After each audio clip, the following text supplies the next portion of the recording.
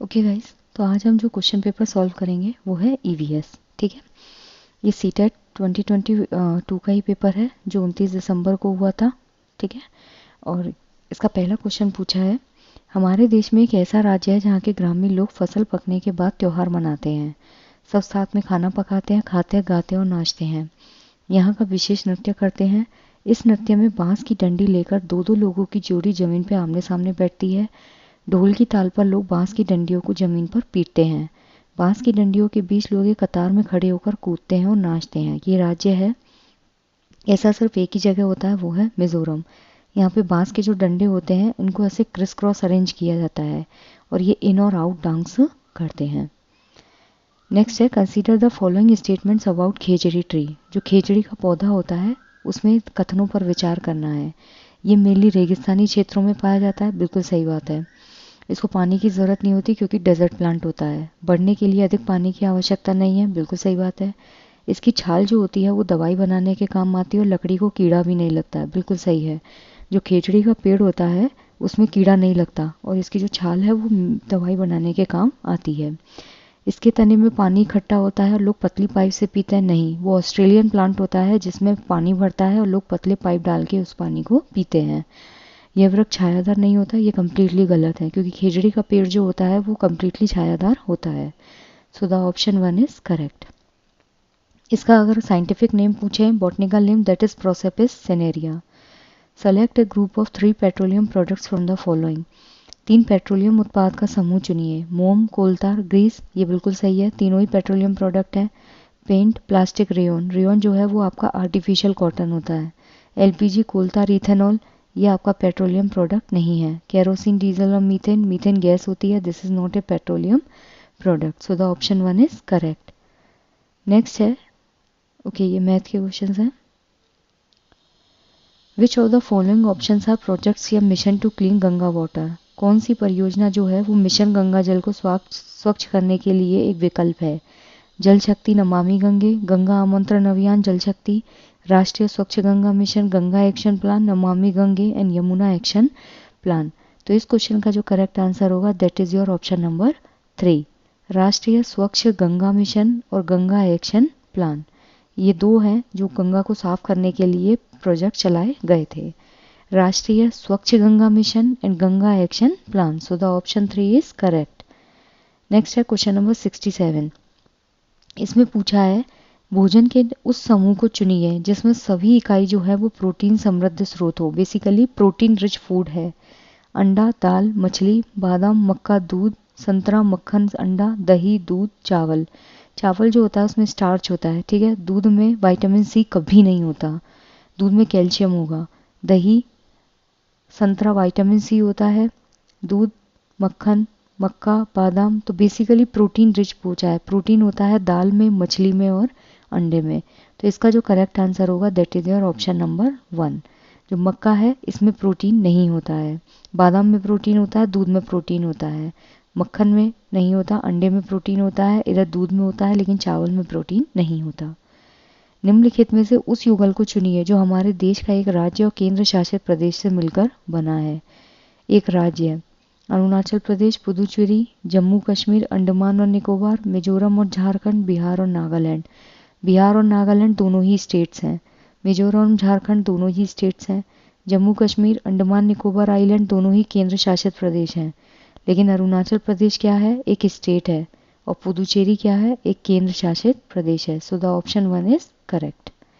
हमारे देश में कितने स्टेट्स हैं, 29, और केंद्र शासित प्रदेश कितने हैं, 8। नेक्स्ट है, select from the following a group of states having coast on the Bay of Bengal. जो बंगाल की खाड़ी है उसके समीप जो स्टेट्स हैं उनको चुनिए, उस राज्य के समूह को चुनिए जो बंगाल की खाड़ी के निकट हैं। आंध्र प्रदेश, उड़ीसा, तमिलनाडु, वेस्ट बंगाल, उड़ीसा, कर्नाटक, वेस्ट बंगाल, तमिलनाडु, गुजरात, तमिलनाडु, उड़ीसा और महाराष्ट्र। तो इस क्वेश्चन का जो करेक्ट आंसर होगा that is your Andhra Pradesh, Orissa और तमिलनाडु। ये कहाँ पर है, बंगाल की खाड़ी के पास में। कर्नाटक बंगाल की खाड़ी के पास में नहीं है, गुजरात बंगाल की खाड़ी के पास नहीं है और महाराष्ट्र बंगाल की खाड़ी के पास नहीं है। ये नीचे के एरियाज हैं, यहाँ पे आपका अरब सागर है और यहाँ की बंगाल की खाड़ी है। तो आंध्र प्रदेश, उड़ीसा और Tamil Nadu, option 1 is correct. Next है मध्य प्रदेश के 3 समीपवर्ती राज्य हैं यूपी, छत्तीसगढ़, महाराष्ट्र, गुजरात, राजस्थान, बिहार, यूपी, राजस्थान, झारखंड, गुजरात, पश्चिम बंगाल और उड़ीसा। एमपी के पास जो 3 स्टेट्स हैं वो कौन से होंगे आपके? यूपी होगा, छत्तीसगढ़ होगा और महाराष्ट्र होगा। ठीक है, गुजरात और बिहार इसके पास में नहीं है, झारखंड इसके पास में नहीं है और वेस्ट बंगाल एमपी के पास नहीं है। एमपी और यूपी जो है वो टोटली एक दूसरे को टच किए हुए हैं, छत्तीसगढ़ इसके पास है, महाराष्ट्र इसके पास है। Choose the following disease are caused by mosquito. जो मच्छर है उसके द्वारा जनित रोग है निमोनिया, डेंगू, खसरा और मलेरिया। मलेरिया एक प्रोटोजोन डिजीज होती है, खसरा आपका वायरल डिजीज है, डेंगू आपकी एक बैक्टीरियल डिजीज है, निमोनिया आपका एक बैक्टीरियल डिजीज है। तो इस क्वेश्चन का जो करेक्ट आंसर होगा that is your option number 3, B और डी। जो डेंगू है और जो मलेरिया है ये क्या होगा आपका? मच्छर जनित रोग होते हैं। ठीक है, dengue and malaria. So option number B and D, इसका करेक्ट आंसर होगा आपका 3। नेक्स्ट है question number 72। An ecosystem consist of, किसी भी पारिस्थितिकी तंत्र जो है उसमें निहित होता है एक ही क्षेत्र के केवल जीवित प्राणी, एक ही क्षेत्र के केवल भौतिक कारक, एक क्षेत्र के जीवित प्राणी और भौतिक कारक दोनों, इसमें फिजिकल फैक्टर्स और बायोलॉजिकल फैक्टर्स दोनों होते हैं। ये दोनों ही मिलके क्या बनाते हैं? इकोसिस्टम। अब घटक और भौतिक कारक नहीं, तो इसमें क्या होगा? फिजिकल फैक्टर्स जो होते हैं वो तो इन्वॉल्व होते ही होते हैं, प्लस कौन से होंगे आपके? Biological factors. ठीक है, नेक्स्ट है choose the correct pair of state and dance. Karnataka Kathak, Tamil Nadu Lavani, Assam बुइया, आंध्र प्रदेश कुचिपुड़ी। तो इसका जो करेक्ट आंसर होगा that is your option number 4। जो आंध्र प्रदेश है वहाँ पे कुचिपुड़ी डांस होता है, कर्नाटक में कथक नहीं होता, कथक आपका यूपी का डांस है। ठीक है, तमिलनाडु जो है उसमें लावनी नहीं होता है, लावनी आपका महाराष्ट्र का डांस है। ठीक है, असम में आपका अलग डांस फॉर्म होती है। Which one of the following is not A green house gas? CO2, N2, N2 and methane. जो ग्रीन हाउस गैस होती हैं उसमें से इनमें पूछा है कौन सी गैस जो है वो आपकी ग्रीन हाउस गैस से रिलेटेड नहीं है। CO2 होती है, नाइट्रस ऑक्साइड होती है, मीथेन होती है, लेकिन नाइट्रोजन जो होती है वो आपकी ग्रीन हाउस गैस नहीं होती। So the option 2 is incorrect. Next है the international treaty sign in 1987 to control the depletion of ozone layer is known as. 1987 में एक ट्रीटी साइन हुई थी ओजोन परत के अवक्षय को रोकने के लिए। क्योटो था वो प्रोटोकॉल, मॉन्ट्रियल प्रोटोकॉल, पेरिस संधि और दोहा संधि। तो इसका जो करेक्ट आंसर है that is your Montreal protocol. जो मॉन्ट्रियल प्रोटोकॉल है ये आपका O2 डिप्लीशन जो है उसके अगेंस्ट हुआ था, ऑक्सीजन जो है उसके डिप्लीशन को रोकने के लिए ओजोन लेयर। और जो क्योटो प्रोटोकॉल है that was related with CFC, chlorofluorocarbon. Diagnostic test in EVS will help a teacher to. जो EVS होता है उसमें जो नैदानिक परीक्षण है वो शिक्षक की किस चीज़ में सहायता करेगा? विद्यार्थियों का बुद्धि भागफल ज्ञात करने में, EVS के शिक्षण अधिगम के दौरान विद्यार्थियों द्वारा सामना की गई समस्याओं का आकलन करने में, विद्यार्थियों के अधिगम की गति का आकलन करने में, EVS में विद्यार्थी कितना बढ़िया प्रदर्शन करेगा यह ज्ञात करने में। तो इसका जो करेक्ट आंसर होगा that is your B and D. Diagnostic test होता है कि बच्चे के अंदर जो भी कमी है उसको मालूम करना। ठीक है, इसके बाद क्या किया जाता है? उन्हें रेमेडियल ट्रीटमेंट दिया जाता है। रेमेडियल मतलब उपचार। पहले निदान किया जाएगा और फिर उपचार किया जाएगा। निदान में मालूम किया जाता है कि बच्चे को प्रॉब्लम क्या है, उपचार में उस बीमारी का इलाज किया जाता है। विद्यार्थियों का बुद्धि भागफल ज्ञात करने में नहीं, ये होता है आपका समेटिव टेस्ट। EVS के शिक्षण अधिगम के दौरान विद्यार्थी के द्वारा सामना फेस की गई प्रॉब्लम्स को असेस करने में, बिल्कुल सही बात है। विद्यार्थियों के अधिगम की गति का आकलन करने में नहीं, वो कितना बढ़िया प्रदर्शन करेगा यह ज्ञात करने में भी जो नैदानिक परीक्षण है उसको यूज़ किया जाता है। जो नैदानिक परीक्षण होता है ये होता है आपका असेसमेंट फॉर लर्निंग। ठीक है, तो 76 का जो करेक्ट आंसर होगा that is your option number 3। अब है क्वेश्चन नंबर 77। प्राथमिक स्तर पर जो निर्माणात्मक आकलन होता है यानी कि फॉर्मेटिव जो असेसमेंट होता है वो किसके लिए होता है? फॉर्मेटिव असेसमेंट जो होता है ना वो आपका ड्यूरिंग प्रोसेस होता है। ठीक है, इसमें बच्चे को बीच बीच में फीडबैक दिया जाता है कि कहाँ उसको इम्प्रूव करने की ज़रूरत है। शिक्षकों को उनके शिक्षण के प्रभाव के संदर्भ में प्रतिपुष्टि देने में, शिक्षण में कमियों को पहचानने में, मासिक रिपोर्ट कार्ड बनाने में, विद्यार्थियों के अधिगम अंतराल को ज्ञात करने में। ठीक है, तो इस क्वेश्चन का जो करेक्ट आंसर होगा that is your option number 2। कौन कौन से सही हैं? शिक्षक जो है उसको उनके शिक्षण के प्रभाव के संदर्भ में फीडबैक देने में, जो टीचर्स है वो जब पढ़ाता है तो फीडबैक दिया जाता है कि कैसे कितनी इफेक्टिव लर्निंग है और कितनी इफेक्टिव नहीं है। शिक्षण में कमियों को पहचानने में कि बच्चा कहाँ लैग कर रहा है और टीचर उस चीज़ को कितने अच्छे से कन्वे और आगे कर पाए। मासिक रिपोर्ट कार्ड बनाने में नहीं, विद्यार्थियों का जो लर्निंग गैप होता है उसको मालूम करने में। सो the option 2 is correct. Next है निम्नलिखित में से कौन सी एक अप्रक्षेपित शिक्षण सामग्री है? ठीक है, नॉन प्रोजेक्टेड टीचिंग एड है। चार्ट, स्लाइड, फिल्म स्ट्रिप और एपिडायस्कोप। तो इसका जो करेक्ट आंसर होगा that is your option number 1। जो स्लाइड होता है, जो अप्रक्षेपित शिक्षण सामग्री होती है ना, ये आपकी इलेक्ट्रॉनिक्स होती हैं। ठीक है, जो इलेक्ट्रॉनिक चीज़ होती है उसको यूज़ किया जाता है। ये हमेशा एक सॉफ्ट कॉपी होती है। स्लाइड जो होंगी वो आपकी सॉफ्ट कॉपी होती है। फिल्म स्ट्रिप आपकी इलेक्ट्रॉनिक है। एपिडायस्कोप ये भी आपका इलेक्ट्रॉनिक होता है। अप्रक्षेपित मतलब जिसको प्रोजेक्ट किया जाता है, नॉन प्रोजेक्टेड मतलब जिसको प्रोजेक्ट नहीं किया जा सकता। तो अप्रक्षेपित पूछा है, ये हो जाएगा आपका चार्ट। जबकि ये तीनों जो होती हैं ये प्रोजेक्टेड होती हैं, मतलब इनको थ्रो किया जाता है। फिल्म स्ट्रिप जो होती है वो एक पर्दे पे दिखती है, स्लाइड्स एक पर्दे पे दिखती हैं, एपिडायस्कोप एक पर्दे पे दिखता है। So the option 1 is correct. Next है श्री रोहन ने विषय जल का संरक्षण पर एक भूमिका निर्वहन यानी कि रोल प्ले का आयोजन किया। अपनी कक्षा में रोहन द्वारा इस भूमिका निर्वहन को आयोजित करने का उद्देश्य है विद्यार्थियों को भावी पीढ़ी के लिए जल के संरक्षण की आवश्यकता के प्रति संवेदनशील बनाना, विद्यार्थियों को समाज में जल के संरक्षण के विषय में जानकारी के अभाव से अवगत कराना। वह भूमिका निर्वहन द्वारा विद्यार्थियों में विश्वास का स्तर उठाना चाहता है। वह जल संरक्षण के विषय में विद्यार्थियों के विचार जानना चाहता है जिससे वह उन्हें सही मार्गदर्शन प्राप्त करा सके। ठीक है, तो इस क्वेश्चन का जो करेक्ट आंसर होगा that is your option number 1। जब रोल प्ले मेथड हम करते हैं, जब आप किसी भी चीज़ को का रोल खुद से प्ले करते हैं तो आप उस चीज़ को फील करते हैं।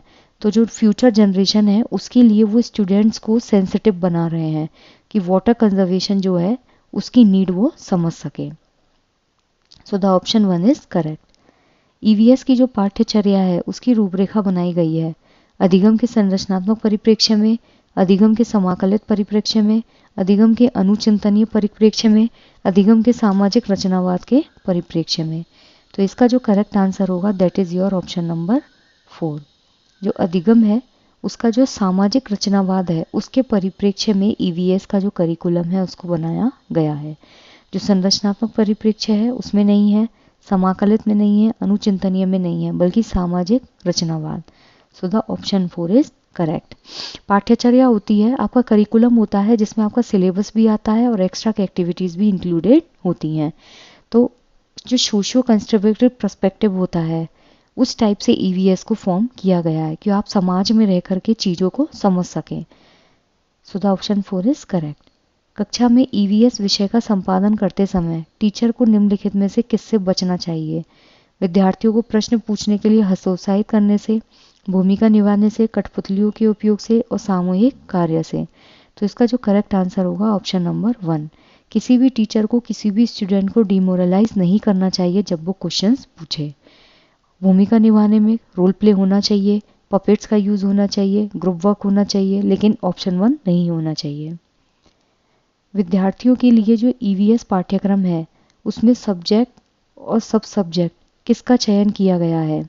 विज्ञान, सामाजिक विज्ञान, पर्यावरण शिक्षा में मुद्दों का एक सामान्य अंतरापृष्ठ प्रदान करने के लिए, दिलचस्प तरीके से ईवीएस सीखने के लिए, गतिविधियों को सरल से जटिल की ओर संचालित करने के लिए, तत्काल पर्यावरण की बेहतर समझ विकसित करने के लिए।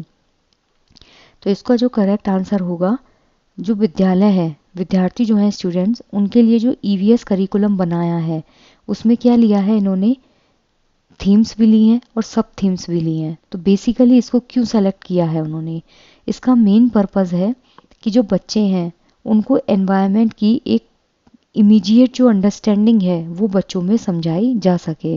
जैसे फूड है, फूड को लेके आप बच्चे को तुरंत समझा सकें कि खाने की क्या इंपॉर्टेंस है, खाने के कौन कौन से तत्व होते हैं, कौन सा खाना आपको कार्बोहाइड्रेट देगा, कौन सा प्रोटीन देगा। तो इसकी जो क्विक अंडरस्टैंडिंग है, बेटर अंडरस्टैंडिंग है, उसकी वजह से इस ईवीएस में थीम्स और सब थीम्स को रखा गया है। ठीक है, so the option 4 is correct. जो गतिविधि हैं उनको सरल से जटिल की ओर संचालित करने के लिए थीम्स नहीं रखी गई हैं, दिलचस्प तरीके से ईवीएस के लिए नहीं। सो the option 4 will be the correct. निम्नलिखित में से कौन सा विषय या फिर उपविषय नीचे दी गई दक्षता से संबंधित हो सकता है? उन लोगों के लिए परामर्श और मानसिक कल्याण के बारे में सुझावों का मूल्यांकन करता है जिन्होंने आपदा का सामना किया है और अपने घर को खोने के आघात का सामना किया है।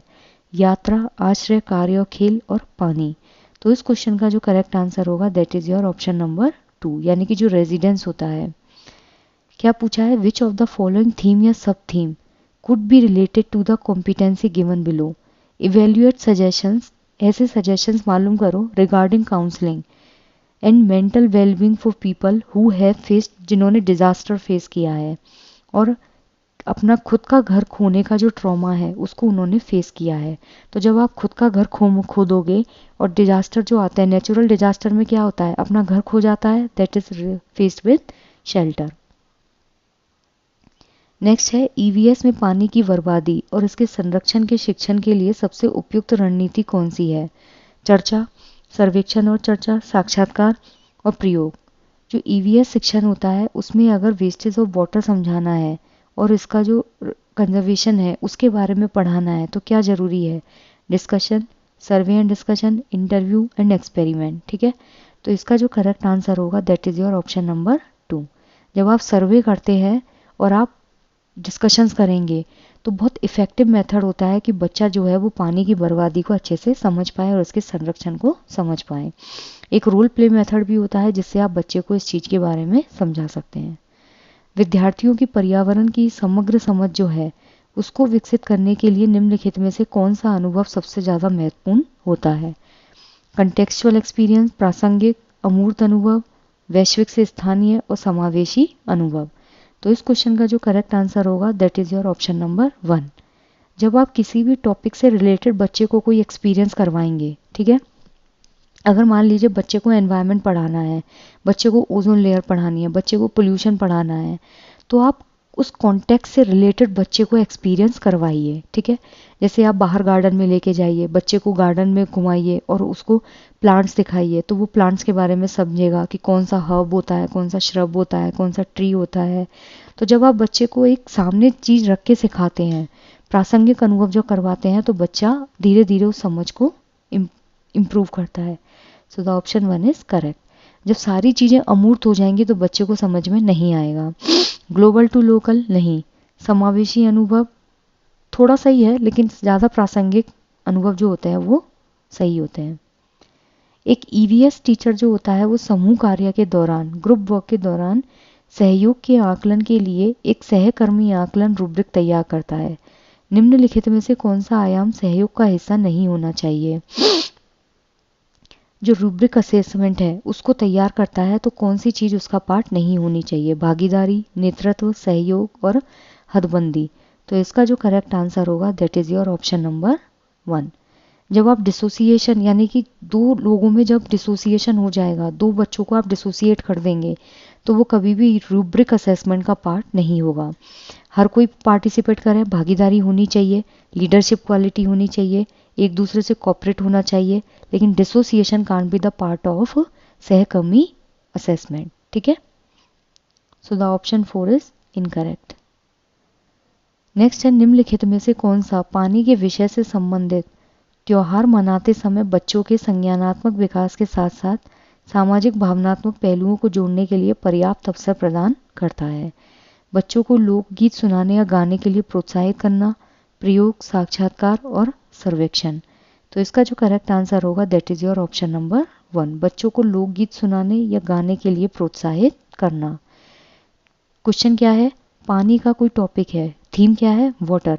उससे रिलेटेड जब हम त्यौहार मनाते हैं तो बच्चों का जो कॉग्निटिव डेवलपमेंट है, संज्ञानात्मक विकास है, उसके साथ सामाजिक और भावनात्मक पहलू को भी हमें जोड़ना है। बच्चे के संज्ञानात्मक विकास के साथ सामाजिक और भावनात्मक पहलू को जोड़ना है।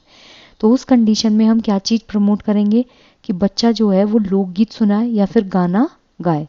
तो उस केस में बच्चा कॉग्निटिव डेवलपमेंट भी प्रोसीड करेगा और सोशल और इमोशनल डेवलपमेंट भी प्रोसीड करेगा। सो the option 1 is correct. Next है ईवीएस में किसी समस्या या चिंता से संबंधित थीम जो लिमिट होती है उसको तोड़ने में निम्नलिखित में से कौन सा प्रभावी होगा? समूह चर्चा, प्रदर्शन, व्याख्यान और फिल्म शो। तो इसका जो करेक्ट आंसर होगा that is your option number 1। जो ग्रुप डिस्कशन होता है वो किसी भी प्रॉब्लम या थिंकिंग जो है उसको तोड़ने में सबसे ज़्यादा इफेक्टिव होगा। जब आप ग्रुप में किसी भी टॉपिक को डिस्कस करते हैं तो आपको 1000 सॉल्यूशंस मिलते हैं, ठीक है। डेमो, इसमें टीचर एक्टिव रहता है, बच्चा पैसिव रहता है। व्याख्यान, टीचर एक्टिव, बच्चा पैसिव। फिल्म शो, बच्चा बस ध्यान से देखता रहेगा और सुनता रहेगा, बच्चा is completely passive. So the option 1 is correct. EVS की कक्षा में प्रयुक्त निम्नलिखित में से कौन सा प्रक्रिया कौशल आयोजित करके विकसित किया जाएगा? अवलोकन कौशल, याद रखने का कौशल, दृश्य कौशल और पहचानने का कौशल। Observation skill, remembering skill can't be the part of process skill. दृश्य कौशल नहीं, पहचानने का कौशल नहीं। जो प्रक्रिया कौशल होती है इसमें क्या होगा, बच्चा पहले ऑब्जर्व करेगा चीज़ों को, तब वो खुद बाद में अपने हाथ से करके देखेगा। So the observation skill is the main part of process skill. EVS कक्षा में कौन सा प्रक्रिया कौशल आयोजित करके विकसित किया जाएगा? ठीक है, जो अवलोकन कौशल है उसको आयोजित करके ही आप प्रक्रिया कौशल को विकसित कर सकते हैं। सो द ऑप्शन 1 इज करेक्ट। कक्षा में ईवीएस विषय का संपादन करते समय टीचर को किससे बचना चाहिए? समूह चर्चा, स्कूल आधारित आकलन, विद्यार्थियों द्वारा सही उत्तर पर जोर देना और सामुदायिक स्थानों का भ्रमण। ग्रुप डिस्कशंस बिल्कुल होना चाहिए। स्कूल बेस्ड असेसमेंट बिल्कुल होना चाहिए। विद्यार्थी जब सही उत्तरों पर जोर देना नहीं, बच्चे को आप फोर्स नहीं कर सकते कि वो हर क्वेश्चन का आंसर सही दे।